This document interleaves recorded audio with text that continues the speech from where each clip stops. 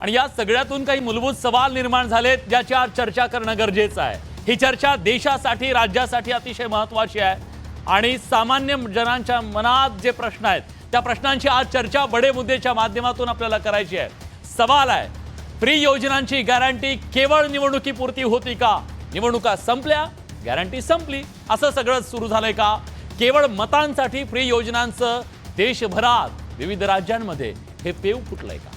सवाल आज आहे। एकमेकांना हरवण्यासाठी, सत्ता मिळवण्यासाठी, मतपेढीच्या राजकारणासाठी अर्थव्यवस्थेच्या सोबत हा खेळ खेळला जातोय का? याला कुणीच अपवाद नाहीये। सगळे यात सामील आहेत का? फ्री योजना शेतकऱ्यांच्या मुळावर उठल्यात का? एक प्रकारे खूप मोठ्या प्रमाणात क्रयशक्ती कमी झाली या सगळ्या योजनांमुळे, पण कुणाला पडले त्याचं? सगळे सांगत होते हे शक्य नाहीये, मग का केलं? मतांसाठी केलं? फुकटच्या पैशांच्या योजनांचा खरंच आज पुनर्विचार करणं गरजेचं आहे का? कालपर्यंत जे रेवडी रेवडी म्हणायचे ते आज रेवडी वाटत फिरतायत का? त्यांच्यावर ही वेळ का आली? चला चर्चा करूया। आज या चर्चेत सहभागी होण्यासाठी मान्यवर पाहुणे आपल्या सोबत जोडले गेलेले आहेत। आपल्या सोबत आता काँग्रेसचे मुख्य प्रवक्ते अतुल लोंढे जोडले गेलेले आहेत। अतुलजी, स्वागत आहे तुमचं। राष्ट्रवादी शरदचंद्र पवार पक्षाचे ओबीसी प्रदेशाध्यक्ष राजापूरकर जी आपल्या सोबत आहेत। माझ्यासोबत शिवसेनेचे मुख्य प्रवक्ते डॉक्टर राजू वाघमारे स्टुडिओमध्ये आहेत। भाजपचे प्रवक्ते विनोद वाघ जी माझ्यासोबत आहेत। अर्थतज्ञ भूषण देशमुख सुद्धा या चर्चेमध्ये सहभागी झालेले आहेत। ते आपल्याला तटस्थपणे या सगळ्याचं विश्लेषण करणार आहेत। पण मी सुरुवात विरोधकांपासून करणार आहे। खरं तर सत्ताधाऱ्यांनी तुम्हाला मात दिली, जे फ्री फ्री फ्रीचे बोर्ड त्यांनी लावले, मतांची झोळीत त्यांच्या सगळं पडलं। म्हणून मला राजापूरकरजी तुम्हाला विचारायचं आहे, आता निवडणूक संपली, गॅरंटी संपली, असं आहे बडे साहेब की एक म्हणतात ना, एक म्हण आहे, अपना काम बनता भाड में जाए जनता। मला असं वाटतं की महायुती सरकारने आपलं काम करून घेतलं, आपलं हित साधून घेतलं आणि आता मात्र या जनतेला वाऱ्यावरती सोडून दिलं। बहीण वाऱ्यावरती फिरते, शेतकरी वाऱ्यावरती फिरतोय, कष्टकरी वाऱ्यावरती फिरतोय आणि या समाजातला, या राज्यातला महत्वाचं उद्याचं भविष्य असणारा विद्यार्थी देखील वाऱ्यावरती फिरतोय। एक सिंपलची गोष्ट मला विचारायची आहे आपल्या बडे चर्चेच्या माध्यमातून की या बजेटच्या माध्यमातून राज्यामधल्या असलेल्या महिलांना सक्षम करण्यासाठी एक योजनांच्या माध्यमातून एक पाऊल उचललं जातं। उद्याचं जे भविष्य आहे या देशाचं, ते विद्यार्थी, त्या विद्यार्थ्यांना एक शिक्षणाच्या माध्यमातून एक उज्ज्वल भवितव्य घडण्यासाठी एक त्या ठिकाणी या योजनेच्या माध्यमातून पाऊल उचललं जातं। एवढंच काय, तर आपला जो बळीराजा आहे, जो शेतकरी आहे, त्याला उभारी देण्यासाठी, त्याला सुरक्षित ठेवण्यासाठी एक पाऊल या योजनेच्या माध्यमातून उचललं जातं। इतकंच नव्हे तर या समाजामधला, या राज्यामधला कुठलाही भुकेलेला जीव उपाशीपोटी राहता कामा नये याची जबाबदारी घेणारं एक सरकार या बजेटच्या माध्यमातून एक जबाबदारी पाऊल उचलतं। पण या सगळ्या माध्यमातून जर पाहिलं तर या सगळ्या योजनांना त्या ठिकाणी केराची टोपली दिली, रिकामी भांडं दिलं आणि आज मात्र हे सरकारने जे जे काही बजेट दिलेलं आहे त्या बजेटच्या माध्यमातून सगळा पैसा जो आहे अधिकतम, हा मला असं दिसलो की अदानी आणि अंबानीच्या घशामध्ये घातलेला आहे। म्हणजे हे सरकार जे आहे ते सर्वसामान्य जनतेचं आहे की अदानी आणि अंबानीचं आहे? आता असा प्रश्न लोकांच्या मनामध्ये मी विचारतो, लांब जायची गरज नाहीये। डॉक्टर ते म्हणतायत अपना काम बनता, बाकी पुढचं त्यांनी बोललेलं आहे, मी बोलायची गरज नाहीये। प्रश्न आहे, ज्याच्यासाठी 250 कोटी रुपये तुम्ही खर्च केले, ज्याची जाहिरात करण्यासाठी, शिवभोजन, आनंदाचा शिदा, मुख्यमंत्री शिष्यवृत्ती, पिंक रिक्षा, मागेल त्याला सोलर पॅनल, शेतीसाठी मोफत वीज, काय काय काय काय किती लाड? कुठे गेले हे लाड? का आता लाड बंद होत आहेत? काय झालं नेमकं? कुठे गेले तुमची गॅरंटी? सगळ्यात पहिली गोष्ट की अशा पद्धतीने बोलणं चालू आहे की जणू काही सरकारने या योजनाच बंद केल्या आहेत आणि सगळ्यांना वाऱ्यावर सोडलंय। पुन्हा एकदा सांगतो अगदी स्पष्टपणे, कोणतीही योजना बंद करण्याची घोषणा सरकारने केलेली नाहीये। तुम्ही जे म्हणताय त्या योजना वेगवेगळ्या हेड खाली येतात, त्यामुळे त्याच्यातून पैसा तिकडे पुरवला जाऊ शकतो, त्याच्यामुळे फक्त त्याचा उल्लेख नाही म्हणजे ती योजना बंद होणार आहे का? तर असं अजिबात नाही। पुरवणी मागण्या पण येणार आहेत, 1+1 त्याच्यामध्ये काय ते येणार, त्याच्यातून आम्ही देऊ। आम्ही कोणतीही योजना नाकारलेली नाही, हा पहिला मुद्दा। दुसरा मुद्दा असा की आम्ही ज्या ज्या गोष्टी बोललो त्या गोष्टी आम्ही पाळल्या। आम्ही लाडकी बहीण योजना आणली, आम्ही हेच विरोधक बोलत होते की पहिल्या महिन्यात येणार नाही, तुमचे पैसे परत जातील, तुम्हाला काही देणार नाही, निवडणुका झाल्यावर काही मिळणार नाही, निवडणुकीच्या आधी मिळणार नाही. काय झालं? आजपर्यंत लाडक्या बहिणींना पैसे वेळेवर पोचलेले आहेत. शिवभोजन थाळी, जर त्याच्याबद्दल मला बोलायचं झालं तर मी तुम्हाला एक आठवण करून देऊ इच्छितो की करोना नंतर ज्यावेळी महाविकास आघाडीचं सरकार होतं, मी स्वतः महाविकास आघाडीचा प्रवक्ता होतो, त्यावेळची गोष्ट तुम्हाला सांगतो की करोना नंतरच्या दुसऱ्या वर्षात हे चालू होतं की शिवभोजन थाळी बंद करायची की नाही.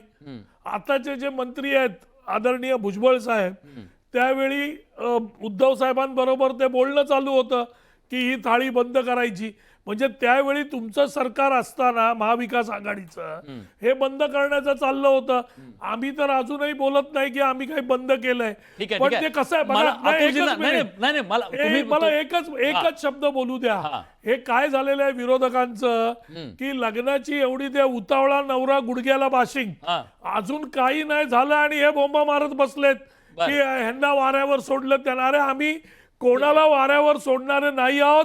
महायुतीचं सरकार आहे, शिंदे साहेबांनी घेतलेले निर्णय आहेत सामान्य माणसासाठी आणि ते निर्णय पाळणारं सरकार आहे. अरे ते अतुलजींच्या चेहऱ्यावरचं हास्य तर बघा. आज ते त्यांचं हास्य याच्यासाठी आहे की अजूनपर्यंत विरोधकांना बोलण्यासारखं काही नाहीये. ठीक आहे अतुलजी, त्याच्यामुळे ज्या ज्या गोष्टी हालत नाहीये, पोपट हालत नाहीये, पोपट श्वास घेत नाहीये, पोपटाने मान टाकलीये, पोपट सगळं मेलाय घोषित केलेलं आहे. अहो एक लक्षात घ्या, पोपटाने मान टाकलेली नाहीये, बजेटरी तरतूद काही नाहीये.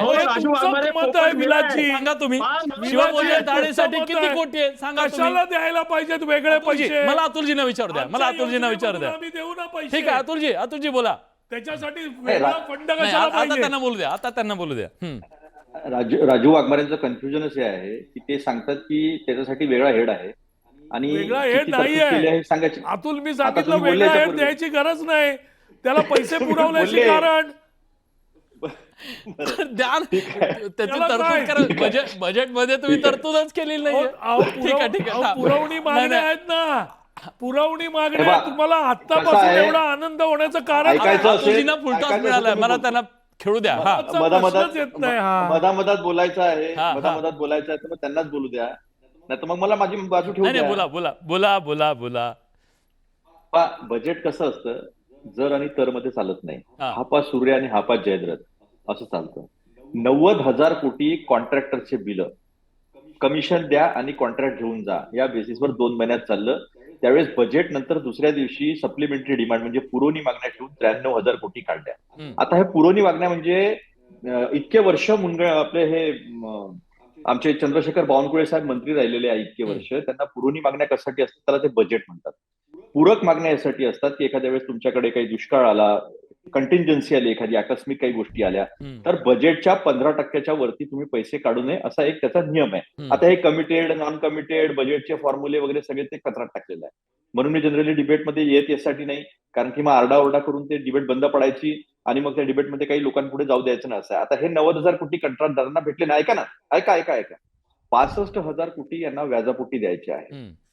1,26,000 कोटीपेक्षा जास्तचं फिस्कल डेफिसिट आहे. रेव्हेन्यू डेफिसिट हे जे 15,000 कोटीच्या आसपास होतं ते आता 46,000 कोटीच्या जवळपास गेलेलं आहे. आणि याचा परिणाम असा झालेला आहे की ज्या कॅपेक्स आहे, ज्याला आपण भांडवली गुंतवणूक म्हणतो, ती 13% 11% आलेली आहे. म्हणजे विकासाचे दरवाजे बंद झालेले आहे, त्यांच्याकडे उत्पन्नाचे स्रोत नाही आहे, पहिली गोष्ट. दुसरी गोष्ट, तुम्ही एक डिबेट ओपन झालेली आहे, आता देशभरात झालेली आहे. कोणी रेवडी म्हणून प्रयत्न केला, कोणी फ्रीबीज म्हणतं, कोणी त्याला म्हणते ह्याचा काय उद्देश आहे. काय झालं, आपला विकास व्यवस्थित सुरू होता, अचानक ज्या आर्थिक धोरणं आले त्या आर्थिक धोरणामध्ये सगळ्यात पहिले जर कोणतं चुकीचं धोरण आलं असेल तर ते डिमॉनिटायझेशन. जी तुम्ही नोटबंदी केली, फक्त नोट बदलून दिल्या, त्याच्यामध्ये छोटे मोठे उद्योग धंदे जे आहेत ते पूर्ण रसातळाला गेले. मोठ्या प्रमाणावर बेरोजगार निर्माण झाली, शेतीची अवस्था खराब झाली. तुम्ही एमएसपी देऊ शकत नाही. एमएसपीच्या खाली आजही सोयाबीन, कापूस आणि कांदा याच्या संदर्भात कुठलीही चर्चा नाही, ऊसाच्या संदर्भात कुठलीही चर्चा नाही, ज्याच्यावर महाराष्ट्र उभा आहे. ज्या सरकार चळवळीवर आमचा विदर्भ पूर्ण सोयाबीनवर, ज्वारीवर, कापसावर उभा आहे. तुमचं म्हणणं आहे का फसवणूक झाली? तुमचं म्हणणं एक फसवणूक झाली आहे. याच्याला म्हणायची गरज आहे हा. विलास. ठीक आहे. तुम्ही तर पूर्ण मांडलाच ना, म्हणून मी ऐका ना हा. माझं ऐका ना तुम्ही. त्यानंतर चुकीच्या पद्धतीने जीएसटी आणला, तो कन्झम्पशन टॅक्स आहे, त्याच्या हा. इतका फ्लॉड जीएसटी आहे तो की त्याच्यामुळे सगळं केंद्र सरकारकडे जातं. मग आता राज्य सरकारना पैसे भेटतात का?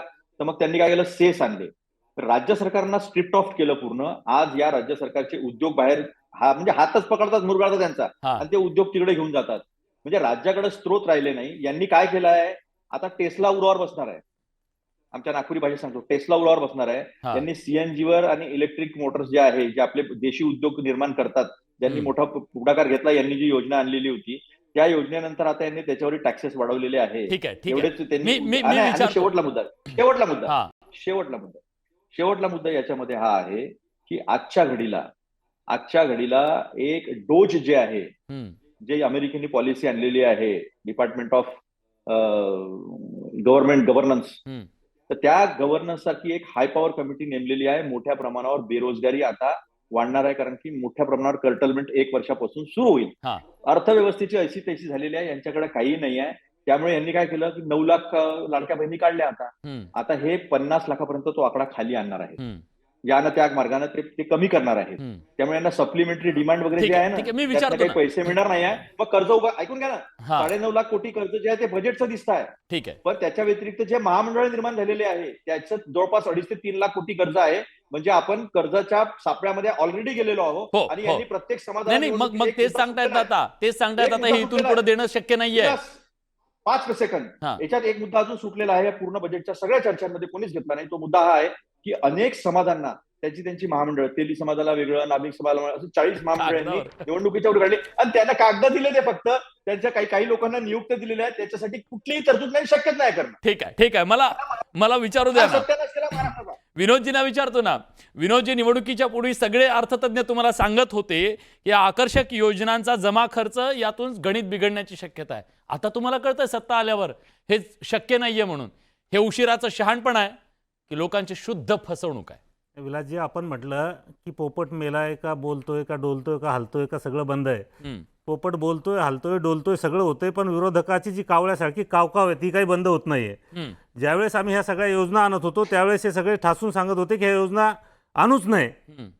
मग लाडकी बहीण योजनेच्या बाबतीत त्यांनी त्या ठिकाणी ठणकावून सांगितलं होतं की लाडकी बहिणा कशासाठी आणायची, लाडकी बहीण योजना नकोच आहे. म्हणजे महिलांच्या विरोधात, महिलांसाठी एखादी योजना आणत असताना महिलांच्या विरोधात बोलणारे, शेतकरी हितासाठी शेतकऱ्याची योजना आणत असताना शेतकऱ्यांच्या विरोधात बोलणारे, आज हे सगळ्या योजना कशा पद्धतीनं बंद केल्या असा एक फेक नेरेटिव्ह सेट करण्याचं काम या ठिकाणी करतायत. जसं आपण मधल्या काळात बघितलं की या राज्यातले अनेक उद्योग पळवले, अशा गोष्टीचे असे नेरेटिव्ह यांनी सेट केले.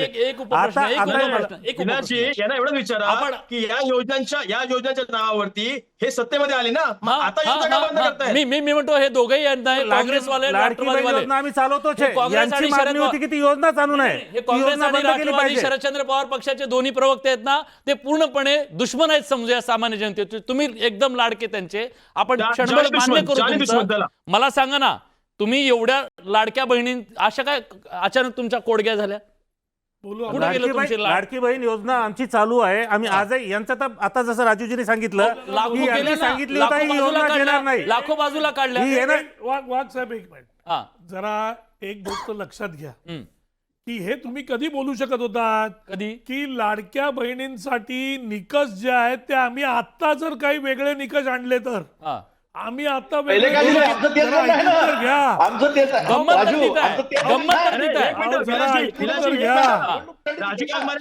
निकष होते तेच निकष आजही आहेत, जे निकष अगोदर होते. हा पहिला मुद्दा आहे.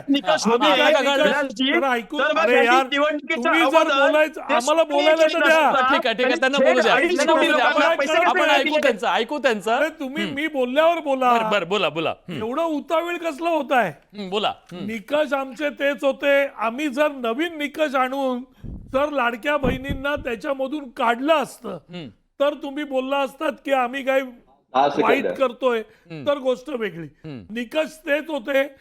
इलेक्शनचा काळ होता, ज्याच्यामध्ये प्रत्येक बहिणीचं चेकिंग करणं, तपासणं हे शक्य झालं कमी नाही कालावधीत शक्य आणि नव्हतं. त्या कमी कालावधीमध्ये जे होतं नाही. त्याप्रमाणे ते पुढे मला गेलं. 10 सेकंद. इलेक्शनचा काळ होता बिटवीन द लाईन्स. हा सुरू. कशाला नाही, नाही, उलट नाही, त्यांनी या- सांगितलं ते पैसे आम्ही परत घेणार आहे असं आहे मला त्यांनी राजू, दिलेले- एक दिलेले. मिनिट हा. हे ऐका, सगळं ऐका, जे ऐका, तू ऐका, विलास ऐका, एवढा ऐका, उतावीळ ऐका. होऊन बोलतायत ना, हा. हे जे विरोधक आम्हाला बोलत होते हा. ना की लाडकी बहीण नको, अरे यांच्या जाहीरनाम्यामध्ये लाडकी बहीण कशी आली?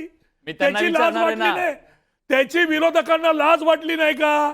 ठीक आहे, मी आता जे विचारतो. बोलतायत ठीक आहे, ठीक आहे. आता मला त्यांच्या त्यांचं उत्तर घेऊ द्या. जाहीरनाम्यात कशी आली लाडकी मुरगनजी, बहीण? तुमच्याकडे येतो, पण अतुलजी 30 सेकंद तुमची आम्ही कमी. जरा मला निवडणूक पुढच्या झाल्या मुद्द्यावर झाल्या जायचंय. योजना बंद होणार हे ऐका सांगत ना. आलेल्यांना आजही ऐका ना लाडकी बहीण आता, योजना आमचं पण चालू ऐका. आहे. बरं ठीक कशी आहे. आली लाडकी ऐका. बहीण यांच्या ऐका, जाहीरनाम्यात? ऐका. बरं, त्याची विचार- लाज ऐका ना. वाटली नाही? थांबा ना. हा. ऐक ना राजा, मी काढतो ना लाज लज्जा सगळीच काढतो, कपडे नको नको आपण मुद्द्यावर असं बोलू. आहे. हा. नाही मग असं बोललं ना, मग कसं आहे, कावळ्याच्या कावकाव ना गाढवाच्या ढ्यावढ्यापेक्षा बरी असते. हम्म. निदान त्याला काही अर्थ असतो, पाहुणा अहो, येतो, दोन्ही शब्द लागू पडतात पूर्वज अतुलजी तुम्हाला येऊन जातात, पूर्वज वैयक्तिक पूर्वज नको, आपण पूर्वज मुद्द्यावर जेवायला बोलतो. येतात, खूप serious मुद्दा, हा. पूर्वजांना गरज लागते, त्यामुळे गाढवांपेक्षा कावळा बरा. गाढवांची ढ्यावढ्या पूर्ण बजेटमध्ये पाहिली आम्ही. मला एक सांगा, हेच निकष होते, हेच सिस्टम होती. या सिस्टम मधून महिला आयडेंटिफाय झाल्या, त्यांना सगळे पैसे पोहोचवण्यात आले आणि निवडणूक झाल्यानंतर सांगतात की आम्हाला त्यावेळेस कळलं नाही, काय सिस्टम झोपली होती का? आम्ही असं त्या काहीच सिस्टम नाही मध्ये काम केलं ना, केलं. त्या सिस्टम मध्ये काम केलं ना. 9 लाख आम्ही महिला फक्त कशा निघाल्या मग? एवढं केलं 9 लाख महिला की कशा या निघाल्या? हे जे निकष आहेत याच्यावर जर महिला असतील तर त्यांनी त्याच्यामध्ये राहावं, नाहीतर बाकीच्यांनी त्याच्यातून बाहेर पडावं. बरं, ठीक आहे. थांबा, हेच थांबा. सांगितलं बाहेर आम्ही. पडावं नाही. एक मिनिट बिलकुल नाही. अतुलजी मी Absolutely to the not. Point त्यांना विचारतो, टू द पॉइंट विचारतो. निकषात बसणाऱ्या लाखो महिलांना तुम्ही पैसे का दिले? सगळ्यात पहिली गोष्ट मी सांगितलं ना ओपनली काय openly? की त्यावेळी ज्यावेळी लाडकी बहीण योजनेचं सुरुवात झाली त्यावेळी इलेक्शन आणि या सगळ्या गोष्टी मला शेवटी होत्या. आनंदाचा शिराचा त्याच्यामध्ये fraud काढायचा. मुद्दा तोच प्रत्येक- आहे. अरे पण प्रत्येक- इलेक्शन होतं. अरे पण प्रत्येक- इलेक्शन होतं. नाही, नाही, राजा नाही. पुरकरजी, राजा पुरकरजी आपण बोला. ऐकून घ्या ना विलाची. नाही, विलाची एक- यांना एक गोष्ट राजूला लक्षात घ्या. विचारायचं मी स्वतः म्हणा, सांगतो इलेक्शन किंवा होतं. निवडणुकीच्या ऐन प्रत्येक काळामध्ये बहिणीला यांना चेक करता कुठलीही आलं गरज नाही. नाही की त्या त्यावेळी बहिणींना, जी त्या लाडक्या बहिणींना मनुष्यबळ होतं निकषाची ते कमी पाहणी पडलं. शांततेच्या न करता याचा विचार त्यांच्या तुम्ही करायला खात्यामध्ये पाहिजे ना. उलट त्रुटीने करत राजा असताना पुरकरजी, राजा त्रुटीने पुरकरजीचा करत मुद्दा घेऊ असताना द्या. यांनीच त्यावेळेस अडचणी आणल्या मला यांनी असं सांगितलं म्हणायचं की आहे, निवडून राजा- येणार नाही. मला अर्थतज्ञांकडे जायचंय, पण राजा पुरकरजी तुमची कमेंट, मला पुढच्या मुद्द्यावर जायचंय. हा. मग जर निकष यांच्याकडे शहानिशा झाली नव्हती तर विलाजी त्याच्या अगोदरच इतक्या घाईघाईने त्या लाडक्या बहिणींच्या अकाउंटमध्ये पैसे जमा करण्याची घाई का होती? अहो, तुमची तर इलेक्शन इच्छा होतं. होती. कुठलं समोर challenge मिळू होतं नये याच्यासमोर? म्हणून. अहो, तुम्ही तीच- तर तुमची तीच सांगत इच्छा होती. होतात की 50 लाखापर्यंत लाडक्या बहिणींची संख्या आणणार आहे. ही आतमधलं षडयंत्र आहे आणि योजना आम्ही चालू ठेवली. हे जे आम्ही आहे ती यशस्वी हे बनवून narrative set दाखवली. करण्याचा प्रयत्न होणार. आणि आता ही एकच ती मिनिटं. योजना सुरू डिसेंबर आहे. महिन्यामध्ये आता यांनी scrutiny केले. ठीक आहे, ठीक आहे, ठीक आहे. मला आज आरसा दाखवायचा आहे. मला आज रियालिटी दाखवायची आहे महाराष्ट्राला, रियालिटी दाखवायची आहे, देशाची रियालिटी दाखवायची आहे. मी जागतोय. सुप्रीम कोर्टानं पहिलं डिसेंबर महिन्यामध्ये राजा पुरकरजी. 5 लाख महिलांना याच्यातनं कमी केलं गेलं. राजा पुरकरजी, देशातल्या अनेक राज्यांनी हे योजना आणल्या. बजेट काय सांगतंय, बजेटचं वस्तुस्थिती काय, वास्तव काय, मला दाखवायचं महाराष्ट्राला. आज ह्या सगळ्या मुद्द्याची चर्चा का होणं गरजेचं आहे, तर बघा, आज देशातल्या विविध राज्यांमध्ये लाडकी बहिणा योजना मध्य प्रदेशने आणली. प्रति महिना 1250 रुपये, लाभार्थी 1,27 लाख आहेत, वार्षिक खर्च 19,000 कोटी, एकूण बजेटच्या 6.82% एकट्या योजनेवरती. बघा हे देशभर काय सुरू आहे. तामिळनाडूने योजना आणली, कुणीच याला नाही आहे. कलंगल थिट्टम ही योजना, प्रति महिना 1,000, लाभार्थी 1.6, वार्षिक 12,720 कोटी, 6.64 कोटी एकूण बजेटच्या. गृहलक्ष्मी कर्नाटकनं आणली, त्याच्यामध्ये बघा 7.62% एकूण बजेटच्या, म्हणजे 26,000 कोटी तिथे गेले त्यांच्या एकूण बजेटच्या. पुढे लक्ष्मी भंडार पश्चिम बंगालनं आणली, त्यांच्या एकूण बजेटच्या म्हणजे 4.66% इतकी रक्कम तिथं गेली. लाडकी बहीण महाराष्ट्रानं आणली, इथं 3.94% म्हणजे 21,600 कोटी रुपये दिले गेले आणि त्याच्यातून 3.94% इतकं एकूण बजेटच्या एका योजनेवरती पैसे गेले. तर मैया ही झारखंडची योजना आली, त्याच्यात एकूण त्यांचे लाभार्थी जे होते त्यांना एकूण बजेटच्या 9.19% इतका रक्कम दिली गेलेली आहे. हे सगळ्यात महत्त्वाचं आहे. आता या सगळ्यात मला महत्त्वाचा मुद्दा चर्चेला आणायचा आहे पुढच्या वेळेस. हे राजकीय आरोप प्रत्यारोप ठीक आहे, पण या सगळ्याबद्दल जेव्हा या सगळ्याचा परिणाम काय झाला फ्री फ्री फ्री मध्ये क्रयशक्तीवर सामान्य शेतकऱ्याचं जगणं मुश्किल कशामुळे झालं, आज त्याला रोजगाराला लोक मिळत नाहीयेत ते दाखवायचंय. रिपोर्ट काय सांगतोय बघा. मोफत योजनांमुळे कामगार कसे घटलेले आहेत. लाडकी बहिणा योजना मध्य प्रदेशमध्ये जानेवारी 2023 मध्ये सुरू झाली. 2023 मध्ये कामगार महिलांची संख्या 4% घटली. बघा, मी सगळ्या राज्यांचं तुम्हाला दाखवणार आहे. सप्टेंबर 2021 मध्ये कलाथिरुमा ही योजना आली तामिळनाडूमध्ये. त्या योजनेच्या नंतर 2021-22 मध्ये कामकाजी महिला 8% घटल्या. हे सगळं घडतंय. आशीर्वाद योजना आली पंजाबची ऑक्टोबर 2021 मध्ये. 21-22च्या दरम्यान काम करणाऱ्या महिलांची संख्या 5% घटली. गृहलक्ष्मी योजना आली मार्च 2023 मध्ये कर्नाटकची.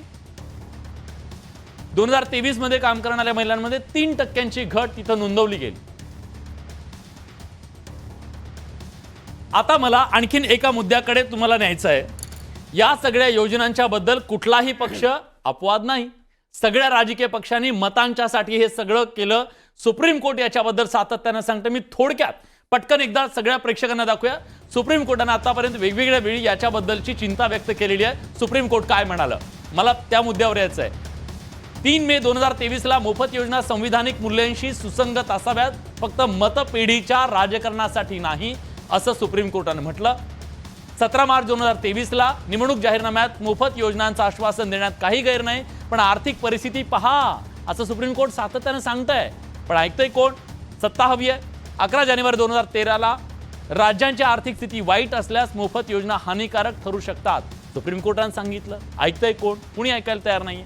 25 नोव्हेंबर 2022ला मोफत योजनांची अंमलबजावणी करण्यापूर्वी सरकारने त्यांच्या आर्थिक प्रभावाचं मूल्यांकन करावं, सुप्रीम कोर्ट पुन्हा सांगतंय. आणि 16 ऑगस्ट 2022ला सुप्रीम कोर्टानं म्हटलं, निवडणुकीत मोफत योजनांचा वापर हा एक गंभीर मुद्दा आहे. जेव्हा सरकार मोफत योजना देतं तेव्हा त्याचा आर्थिक भार शेवटी जनतेवरती पडतो. हे 16 ऑगस्ट 2022ला कोर्टानं म्हटलं. सातत्यानं सुप्रीम कोर्ट हे सगळं सांगतंय. आणि या सगळ्या प्रकरणी आता मला अर्थतज्ञांना विचारायचं आहे. देशमुख सर, भूषण देशमुख सर आता आपल्या सोबत आहेत. देशमुख सर, मोफत योजना सत्ता मिळवण्यासाठीचा एक सगळ्यात हुकमी हक्का मानला जातोय, पण अर्थव्यवस्थेवर या सगळ्याचा काय परिणाम होतोय, या सगळ्याचे किती परिणाम भोगावे लागतील आणि सामान्य माणसाला ते भोगावे लागतील का? निश्चितच हा मुद्दा अत्यंत महत्वाचा आहे. बिस्मार्क असं म्हणायचा की माणसं 2 वेळा खूप खोटं बोलतात, एक तर लग्नाच्या आधी आणि दुसरं इलेक्शनच्या वेळी. त्यामुळे सगळेच पक्ष बरोबर इलेक्शनच्या वेळी सगळे प्रॉमिस करतात आणि नंतर अडकतात. खरं तर मला असं वाटतं की मोठं बहुमत मिळालं असेल तर पहिल्या वर्षांमध्ये तर योजना मागे घेतल्या पाहिजेत आणि उलट असं दाखवून दिलं पाहिजे की आम्ही भांडवली खर्च वाढवू आणि भांडवली खर्चावर भर दिला पाहिजे. प्रत्यक्षामध्ये सरकारने भांडवली खर्च 2% कमी केलाय. मला असं वाटतं की म्युन्सिपल इलेक्शन येत आहेत त्याचा परिणाम असावा असं दिसतंय. आपचं काय झालं दिल्लीमध्ये की त्यांनी अशा प्रकारच्या योजनांची एक झड लावली, पण शेवटी मध्यम वर्ग नाराज झाला. हा पण एक मुद्दा आहेच. जरी गरिबांनी मतं दिली काही प्रमाणात, शिवाय यातनं क्रयशक्ती वाढते असं म्हणतो, पण महागाई वाढण्याचा पण धोका असतोच. हा एक मुद्दा आहे. त्यामुळे जितक्या अशा योजना वाढणार तेवढी महागाई वाढण्याची शक्यता आहे. किंवा तुम्ही आत्ताच दाखवल्याप्रमाणे कामगार घटतात काही प्रमाणामध्ये, हा पण एक मुद्दा आहे. या बजेटमध्ये आपण 2100 रुपये प्रॉमिस केलं होतं महिलांना, ते तशी तरतूद केलेली नाहीये. 1500 समजा आहे तर तेवढीच फक्त आहे. हा पण एक इंटरेस्टिंग मुद्दा आहे.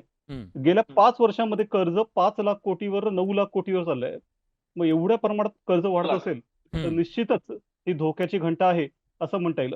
आणि सगळं बघता सगळ्याच पक्षांना याच्यावर विचार करण्याची गरज आहे की आपल्याला नक्की राज्य एका विशिष्ट दिशेने नेऊन एक भारतासाठी एक प्रमुख योगदान द्यायचं आहे का फक्त या सगळ्या योजनांवर अडकून पडायचं आहे. कारण योजनांमध्ये एका लिमिट नंतर काही तसं होणार का नाहीये. सगळ्यांनी सगळं घोषित केल्यानंतर त्याचा राजकीय परिणाम फार होतो असं मला वाटत नाही.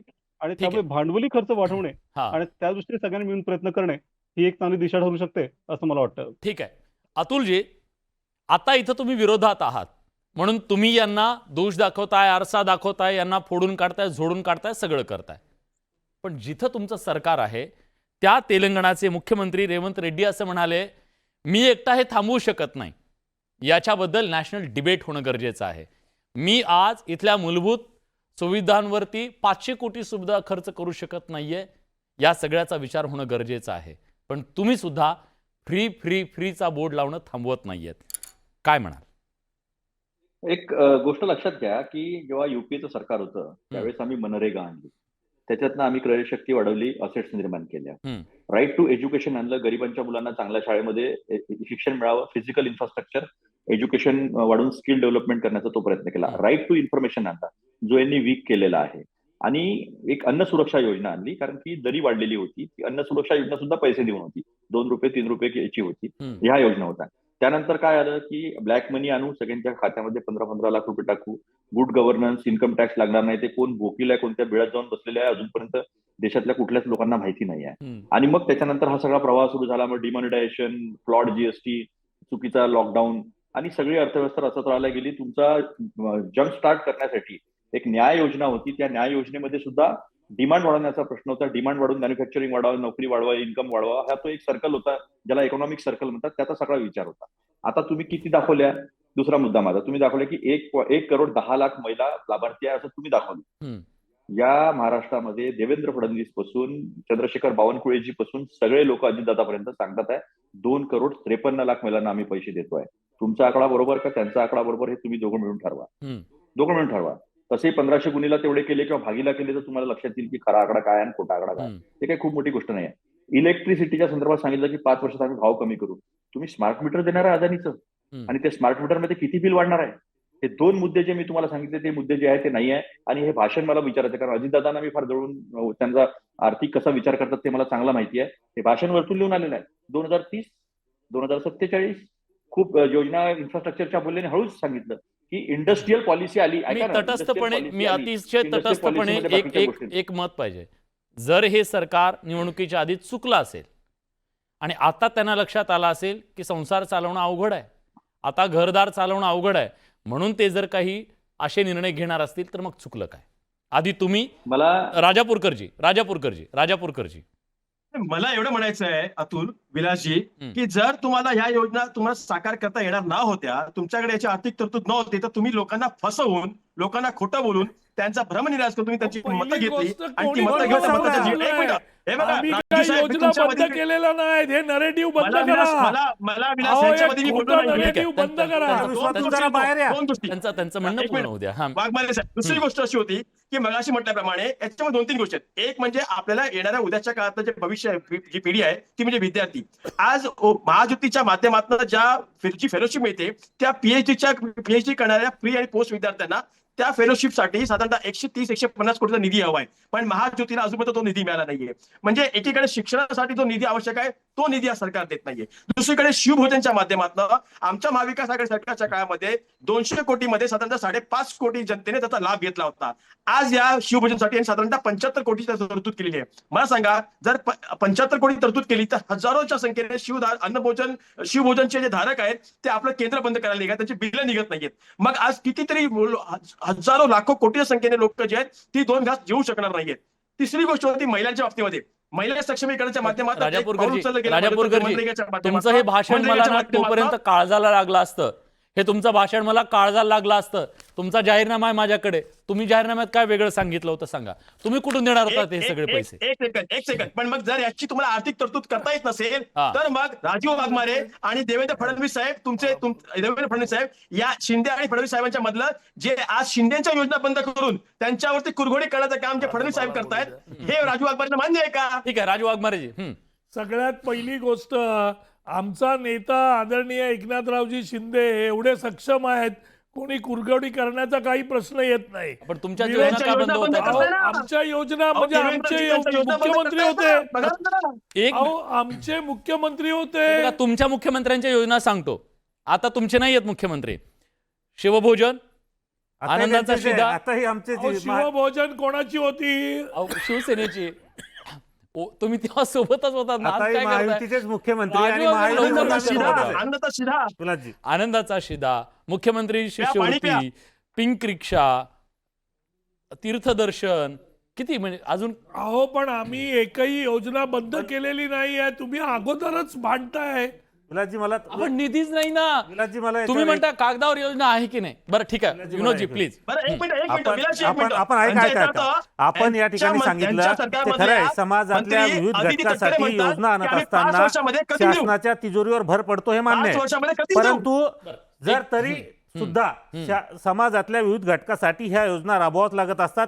त्यांच्यासाठी सरकार म्हणून काही जबाबदारी असते आणि ती जबाबदारी सरकार पार पाडत असतं. मग त्याची तरतूद कशी करायची हे सरकार ठरवत असतं. या ठिकाणी केंद्रात आणि राज्यात हे सक्षम सरकार आहे, त्यामुळे या सगळ्या योजना चालू राहतील. आणि राहिला दुसरा मुद्दा, तेथे उडाली का? विलासजी, ह्या योजनांची दुसरा अंमलबजावणी मुद्दा, करताना माझा तुमची तेथे उडाली का? माझा एकच प्रश्न त्यांना आहे, जर ह्या योजना त्यांना जर फुकटच्या वाटत असेल आणि बंद करायचे असेल तर महाविकास आघाडीने या ठिकाणी पत्रकार परिषद घेऊन किंवा जाहीररित्या सांगितलं पाहिजे की ह्या सगळ्या जनतेसाठी केलेल्या योजना बंद कराव्या, हे त्यांनी या ठिकाणी सांगावं. त्यांनीच सांगा, तुम्ही सांगा ना, हे राज्य चालवण्यासाठी आम्हाला काही ठोस निर्णय घ्यायचे आहेत आणि रेवडी म्हणायचं ना तुम्ही त्यांना. महिला मंत्री सरकारमधल्या एक महिला मंत्री आदिती तटकरे म्हणतात की 5 वर्षामध्ये आम्ही कधीही देऊ करून. अहो काय, दिस वॉज शॉकिंग. हे शॉकिंग आहे.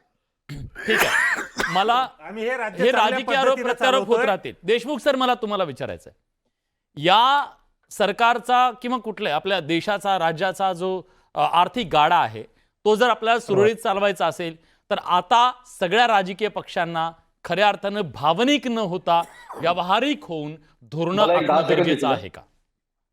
निश्चित. जसं आपण मगाशी बघितलं की खरं तर एक प्लॅन केला पाहिजे की सगळ्या पक्षांनी की आपलं महाराष्ट्र कुठे जायचं आहे. जसं आपण 27-28 ठरवलं होतं की $1,00,000 ट्रिलियन आपण एक बाबा अर्थव्यवस्था बनवू, पण प्रत्यक्षामध्ये त्या दिवशी आपली वाटचाल होत नाहीये. अजून एक 5 वर्ष लागतील असं दिसतं सध्याच्या रेटने.